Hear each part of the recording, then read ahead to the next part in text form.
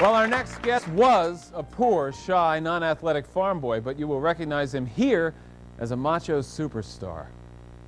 Chuck Norris is fighting for everyone who can't fight back. Hold on! Don't step on any toes. I don't step on Yes, you wouldn't want Chuck Norris to step on your toes or even to act a bit annoyed with you. He's a 6-time world champion in karate.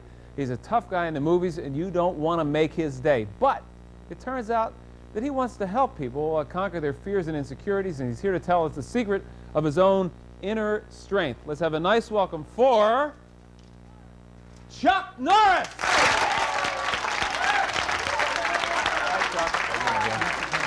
Thank you.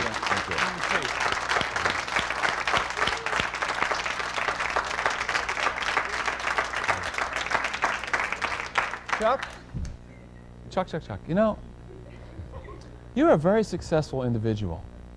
You are. 6-time world champion, 6 consecutive years in karate. And another interesting statistic, 22 movies you've made. They've all made money.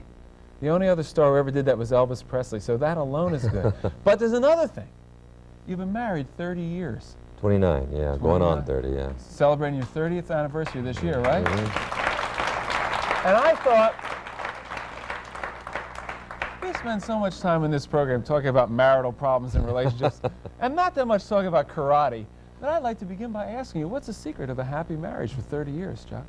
Oh, I think each person giving 70%. You know, my wife, I credit my wife because she's been so supportive through my career, and I've always worked hard all my life, and she's always been my biggest supporter, and I think communication too. I think you've got to keep a channel of communication going at all times. There was a point, according to your book, which, by the way, is an interesting book. It's called The Secret of Inner Strength, My Story by Chuck Norris. You candidly admit that there was a point when success came along for you and the marriage was rocky and there was a separation. What got it back? Well, I just sold my school. I sold my schools to a conglomerate and got a big influx of money for the first time in my life. And, you know, driving a new Cadillac and all this stuff here, and all of a sudden, you know, life looked like it'd be more fun on the free highway. And so I kind of told my wife that I needed some space. So she left me and went all the way to Florida. So she gave me a lot of space. What did that space feel like? Well, after about 4 months, I was begging her to come back home, you know, the bachelor Why? life.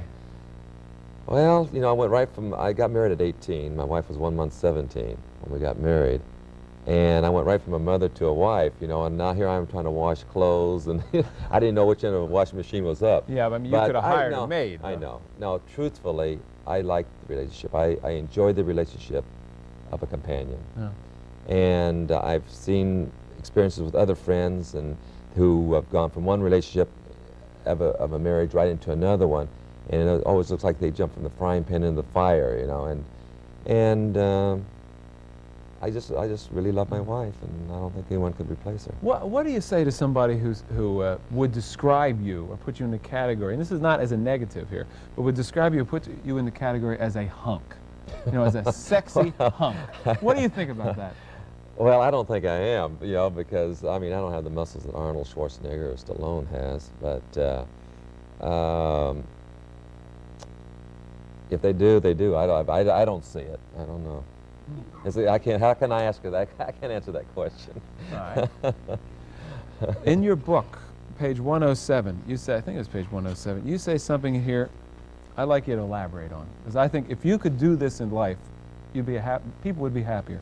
You say, I consider worry to be wasted energy. In my view, the best thing you can do when faced with a problem is not worry about it, but to get the job done the best way you can. There are moments during that low period when I started feeling depressed, but I always regroup and say to myself, hey, get your act together. Is that true? Mm-hmm. You don't worry about things? No, because it doesn't do any good. The thing is, let's say you worry about a problem. So here you are worrying and all this stuff. All of a sudden the problem's solved. All that anguish for nothing. You know, the thing is, worry doesn't solve the problem, and it actually hinders the problem. What you've got to do is try to find ways of solving that solution, or that problem, finding a solution for the problem. And if you do, then you don't have time to worry about it. You're able to live by that. Well, believe me, you know, from the book, as you know, I've gone through a lot of ups and downs. The people see strictly my success, but they don't know where I came from. A kid who grew up in the back hills of Oklahoma, who was totally non-athletic, and I won the World Karate Championship. And the kid who was extremely shy in school, who had never even done a high school play or a book report, and now I'm doing this. The thing is, you find formulas, you find things that will help you work toward what you want. As I see it, in your life, it was and still is some disciplines you learned, mental disciplines you learned from karate. Would you agree with that? That was the beginning of it, yeah. But again, you learn philosophies as you go from experiences in life. You start learning philosophies and things that will help you work. Like for me, I'm very goal-oriented. I must have a direction for me to get up in the morning. I got to know what it is that I want to do. And it's like when I was a karate fighter. All I wanted to do was win a local karate tournament in LA. But once I won it, I thought, well, how about the state title? So the state title became the next goal. And then when I won that, then it was the national, international, then the world. If I had said I wanted to be the world champion when I first started fighting, it was too far beyond my conception. But I had realistic goals, goals that I felt in my heart I could achieve. The same thing in the movie business. You know, I had no idea I'd be where I am today when I first started. I just wanted to do a movie, anything, just to try to get some experience. How old are you, 47 now? Mm-hmm. At age 47, what is your next immediate goal? Well, hopefully to get this book going, hoping it's successful, and I got a movie out now called Braddock Missing in Action 3, hoping that it will be successful. Those are my immediate goals. Just really working on the promotion of those things. I've read someplace that you say at this stage of your life you're stronger and quicker than you were at the time when you were a when I was champion, a fighter. but you have to work harder at it. Well, the thing is, my method of training today is more scientific. I train 3 hours a day, 6 days a week. And, but it's more of a scientific method of training than it was, say, 20 years ago. And I can, now I can do the full splits I couldn't even do when I was a fighter. My kicks are much stronger and faster now. Can you just take a moment? One of the great movies that people still remember is your movie with Bruce Lee, Return of the Dragon. It had that amazing fight scene. Yeah, right. Still a classic today. Still a classic. Just tell us what, just off the top of your head, comes to mind when we talk about that fight scene with you and Bruce Lee. Well, the whole thing is, Bruce was a tremendous martial artist, and when we did the fight in the Coliseum in Rome, he just said, well, what do you want to do? I said, well, I'll do these techniques, And he said, okay, I'll do those. So it was kind of an ad-lib type of a fight. But I think what made the fight so spectacular, it wasn't so much just all the karate that we do most of the time in pictures, but it was the interrelationship between he and I, Bruce, the looks and the little emotion between he and I as we're fighting that made that move.